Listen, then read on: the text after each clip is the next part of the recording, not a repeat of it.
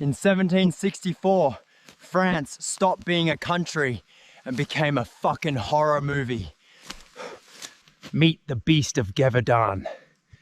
It didn't just kill people, it disassembled them.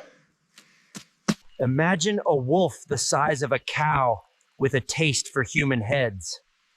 Sounds fun, right? 300 attacks, heads gone, hearts eaten. It was honestly impressive work. King Louis XV sent his best hunters, professional dragon slayer types.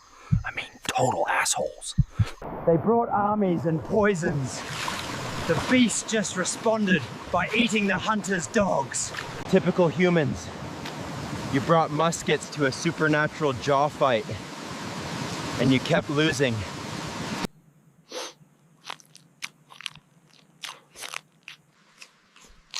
It took a silver bullet to end the party. Or maybe just a lucky shot. One animal clapped an entire kingdom. We primates are just waiting for our turn.